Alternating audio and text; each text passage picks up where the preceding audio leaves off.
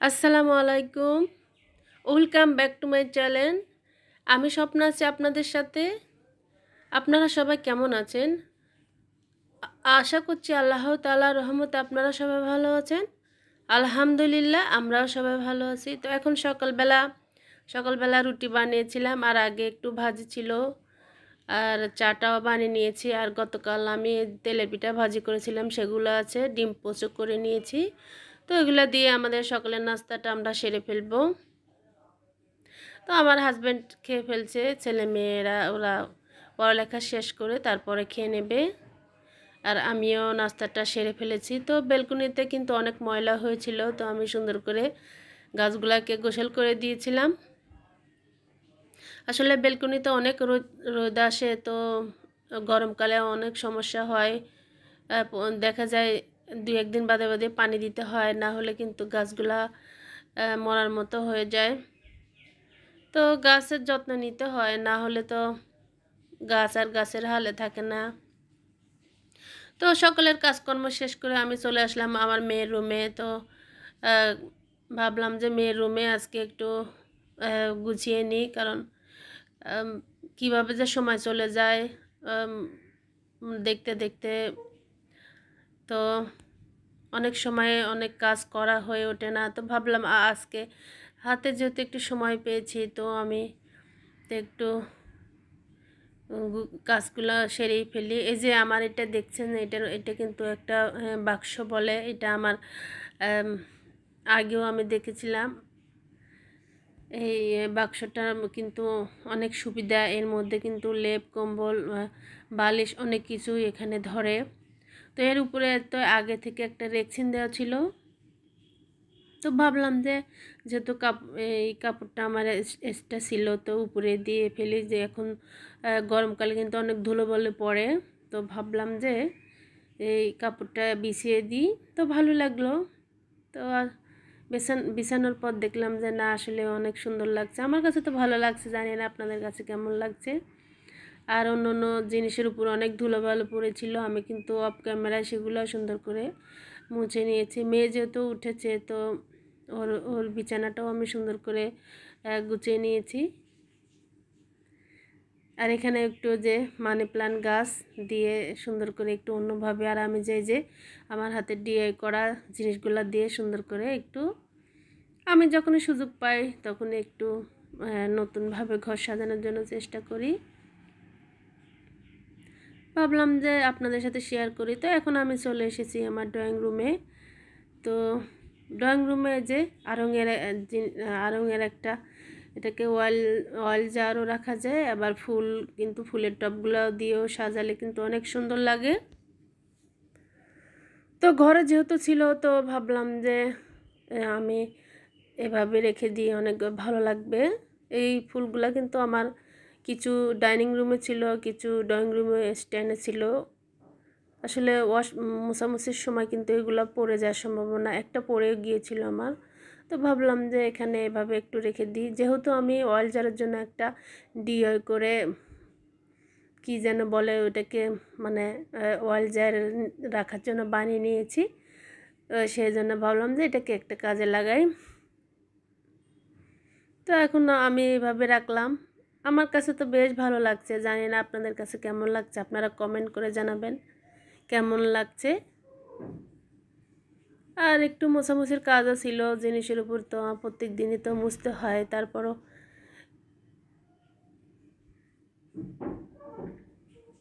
তো আমি কিন্তু অফ ক্যামেরা সুন্দর করে সব কিছু মুছে নিয়েছি।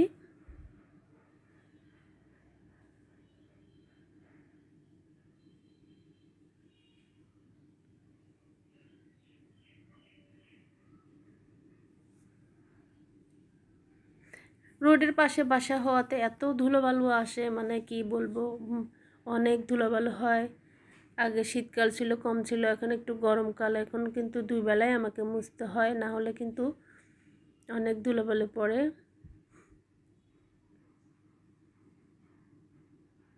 তো আপনারা কে কেমন আছেন কমেন্ট করে জানাবেন।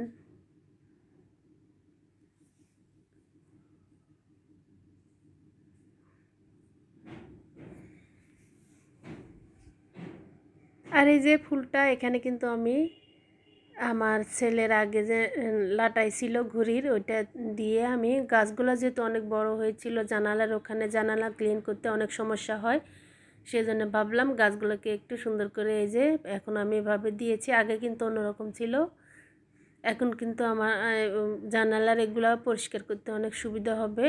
দেখলাম যে আমার মানি প্ল্যান্ট এই গাছটা অনেক সুন্দরভাবে গ্লো করছে, তো তাই এভাবে আমি দিলাম।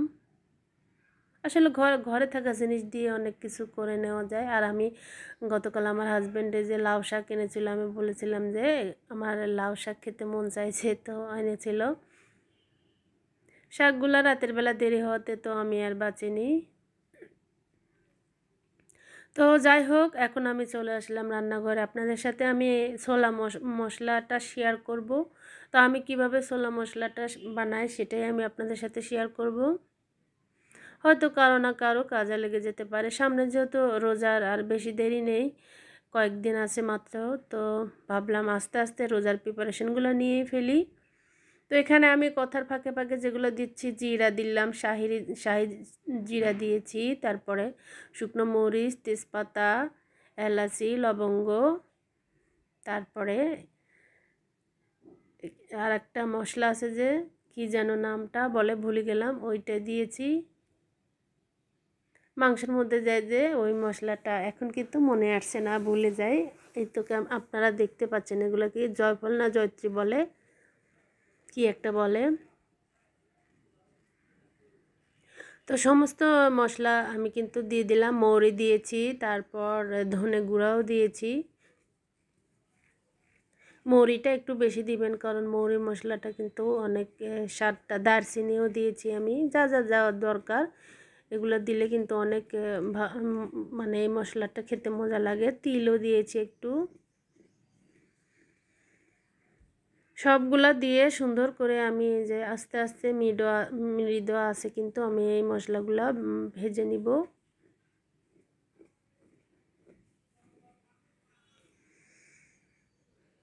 ছোলা মশলা এই মশলাটা বানিয়ে কিন্তু পুরা রোজার মাসে আপনারা সুন্দর করে ছোলা মশলাতে ব্যবহার করতে পারবেন।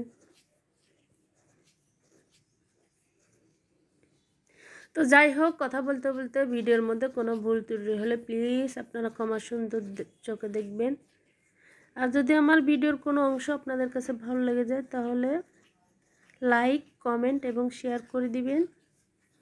তাহলে কিন্তু আমি সামনের দিকে একটু এগুতে আমার অনেক সুবিধা হবে।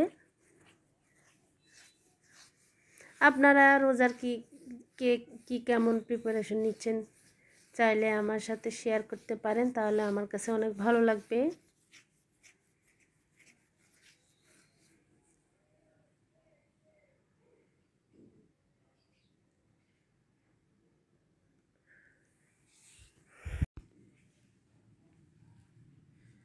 তো একটু সময় নিয়ে কিন্তু মশলাগুলা ভেজে নিতে হবে। আমি অফ ক্যামেরায় আমার সমস্ত কাজকর্ম যেগুলো ছিল সেগুলোই করে নিয়েছি।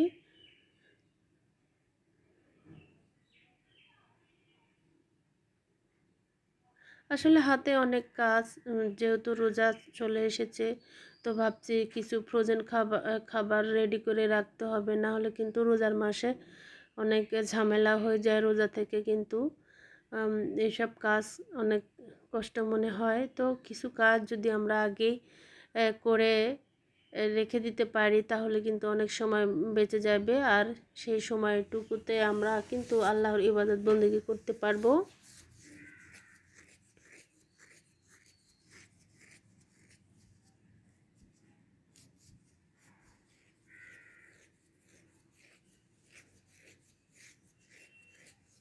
তো আমি কিন্তু অনেক সময় নিয়ে মশলাগুলা ভেজে নিচ্ছি।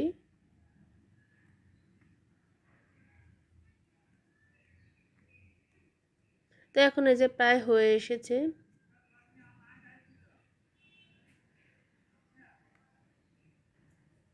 আসলে রোজার মধ্যে মেয়েটার স্কুল খোলা থাকবে, ভেবেছিলাম যে রোজার মধ্যে একটু স্কুল বন্ধ হলে ভালো হয়। ওরা তো ছোট মানুষ, রোজা থেকে স্কুলে আসলে যেতে চায় না।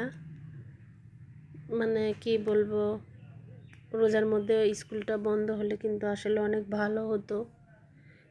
আসলে কিছুই করার নাই, যেহেতু খোলা থাকবে আর কি আর করার। যাই হোক, এই যে আমি মশলাগুলো কিন্তু ভাজি করে নিয়েছি। এটাকে আমি সুন্দর করে ব্লেন্ডার করে এখন আমি একটা সুন্দর জারে উঠিয়ে নেব। একদম মুচমুচে হয়েছিল আমার মশলাগুলা। আর সুন্দর করে মচমচে করার জন্য কিন্তু আস্তে আস্তে ভাজতে হবে। আর এই যে দেখেন কি সুন্দর মশলা হয়েছে। আর যখন আমি গুঁড়ো করেছিলাম তখন পুরো রান্নাঘরে ঘ্রাণে মানে এমন ভালো লেগেছে, এখন মানে কি বলবো, অনেকক্ষণ এই ঘ্রাণটা থেকেছে। স্টার মশলাও দেওয়া যায়, আসলে আমার কাছে স্টার মশলা কিন্তু শেষ হয়েছিল, তাই আমি আর দেইনি। আপনাদের বাসায় থাকলে কিন্তু স্টার মশলা দিয়ে সব কিছু দিয়ে সুন্দর করে এভাবে করে একটা জারের মধ্যে ভরে নেবেন। এই যে আমার কিন্তু আলহামদুলিল্লাহ অনেকগুলাই হয়েছে।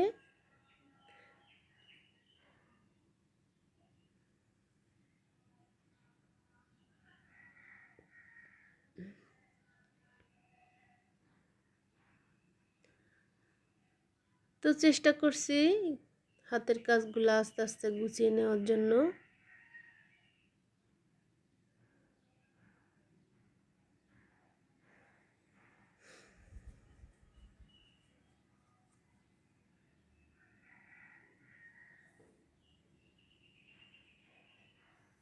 তো যাই হোক, এখন চলে আসলাম যে শাকগুলো আমি দেখালাম রাতের বেলায়, তো আমি করতে পারিনি। তো আজকে একটু ভাবলাম যে শাকটা রান্না করে ফেলি। তো আমি যেভাবে শাক রান্না করব ভাবলাম যে একটু দেখাই, একটু অন্যরকমভাবে শাকটা রান্না করব।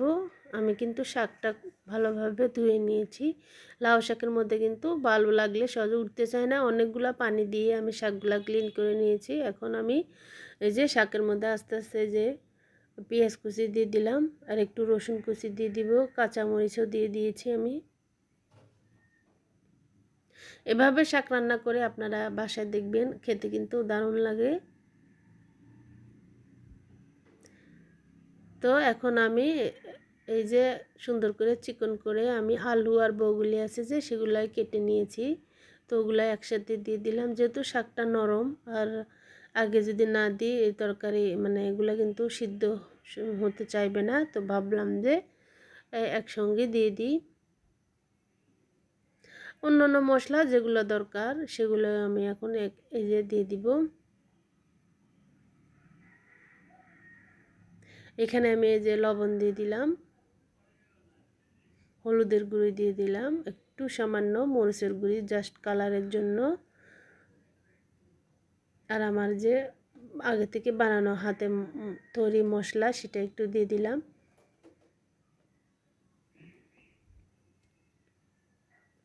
আমার হাতে বানানো যে মশলাটা আপনারা যদি কেউ দেখতে চান তাহলে আমাকে কমেন্ট করতে পারেন, তো আমি সময় সুযোগ পেলে আমি করে দেখানোর চেষ্টা করব। এখন আমি যে কাঁচামরিচ বাটাটা ছিল যে সেটাও দিয়ে দিয়েছি, যেহেতু কাঁচামরিচ আমি কম দিয়েছি, তো বাটাটা দিলে একটু মানে আরও ভালো লাগবে। শাক একটু ঝাল ঝাল খেতে আমার কাছে ভালো লাগে, তো ভাবলাম যে একটু বেশি করে দিয়ে দিই। আর এখানে একটু আদা সামান্য ওই মশলা বাটা আছে যে সেগুলোও আমি একটু দিয়েছি, আর একটু তেল দিলাম।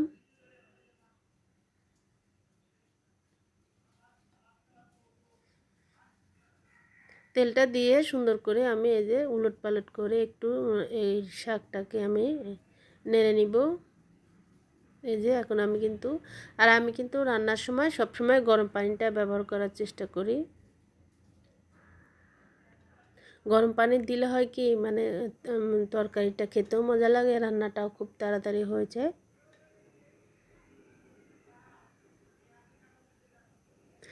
সুন্দর করে এখন আমি শাকগুলোকে একটু ভালোভাবে নেড়ে নিব। একটু হলুদের গুঁড়ি মনে কম হয়েছে, তো ওই যে আমি দিয়ে দিব পরে। এখন আমি আবার ডাল দিয়ে দিলাম, মসুরের ডালটা আমি আগে থেকে ভিজিয়ে রেখেছিলাম, তো সেগুলাই দিয়ে দিলাম। তো আপনাদের কাছে আমার একটা রিকোয়েস্ট যে আমার ভিডিওটি আপনারা টেনে টেনে দেখবেন না, সম্পূর্ণ ভিডিও দেখার চেষ্টা করবেন, তাহলে কিছু শিখতে পারবেন। আমার ভিডিওর কোনো অংশ যদি আপনাদের কাছে ভালো লাগে তাহলে প্লিজ আমার চ্যানেলটি সাবস্ক্রাইব করে আমার সঙ্গে থেকে যেতে পারেন।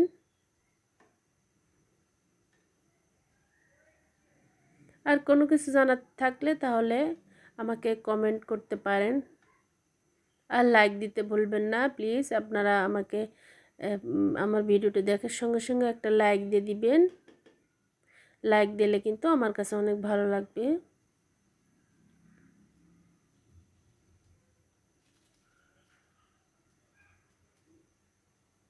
যারা যারা আমার অলরেডি কাজটি করেছেন তাদেরকে জানাই অসংখ্য অসংখ্য ধন্যবাদ। তারা চাইলে কিন্তু আমাকে কমেন্ট করতে পারেন যে আমি কেমন ভিডিও দিলে আপনাদের কাছে ভালো লাগবে।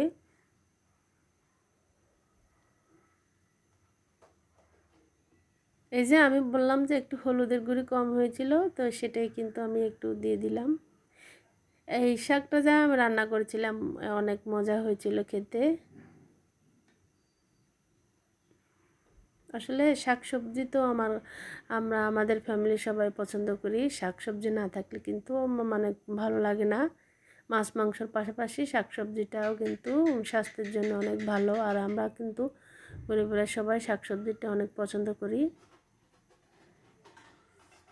বেশ কয়দিন হলো মন চাইছিল যে একটু লাউ শাকটা খাবো, তো যে কথা সেই কাজ। তো আলহামদুলিল্লাহ আমাদের তো আজকে আল্লাহ খাওয়ালে তো খাবো, এরকম আর কি। তো ভালোভাবে নেড়ে নেওয়ার পরে আমি একটু ঢাকনা দিয়ে ঢেকে দিলাম যে এটা একটু সিদ্ধ হোক। আর পাশে চুলাতে আমি একটা প্যান বসিয়ে দিয়েছি, কারণ এটাকে তো বাগার দিতে হবে। বাগার না দিলে তো আর আসল স্বাদটা আর আসবে না। আর আমি কিন্তু শাকের মধ্যে একটু যে ম্যাজিক মশলা বলে যে সেটাও কিন্তু দিয়েছিলাম।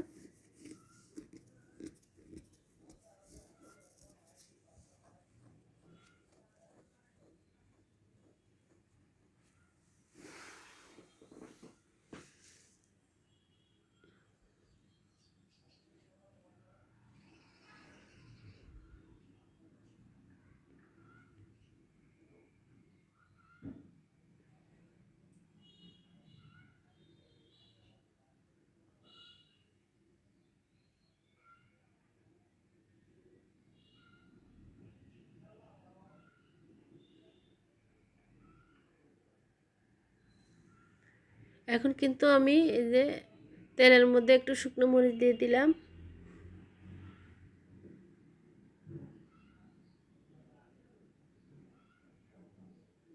আর যে রসুন কুচি দিয়ে দিব আমি।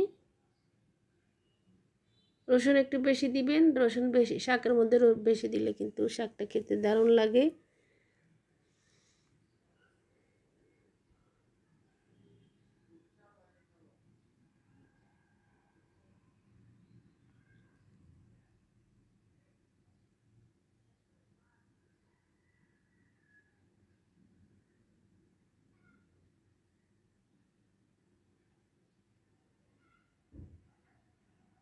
তো সুন্দর করে আমি এই যে নেড়ে নিচ্ছি। এর মধ্যে আমি পাঁচফোড়ন দিব, একটু জিরে দিব, দিয়ে সুন্দর করে ভেজে নিব। তারপর ভেজে না হলে এটাকে কি বলে, বাগার বলে। এ দেশের মানুষ বলে বাগার, অনেকে তেল মারাও বলে, জানি না কোন দেশের মানুষ কি বলেন। তো এগুলো আমি এখন দিয়ে দিচ্ছি।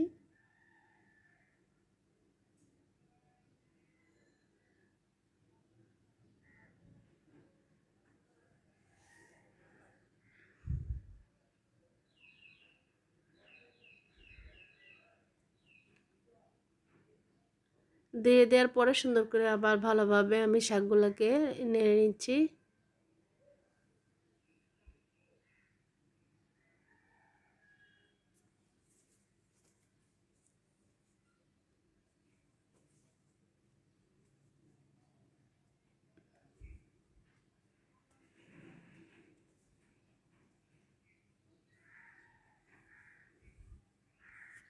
যখন একটু পানি কমে আসবে তখন কিন্তু নামাতে হবে। তো আমি একটু তেলটা লবণটা দেখে নিলাম যে লবণটা হয়েছে কিনা, সব কিছুই ঠিক আছে।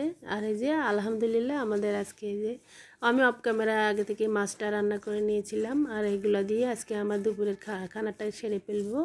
তো আপনারা ভালো থাকবেন, সুস্থ থাকবেন, দেখা হবে নেক্সট ভিডিওতে। আজকের মতো এই পর্যন্ত, আল্লাহ হাফেজ, আসসালামু আলাইকুম।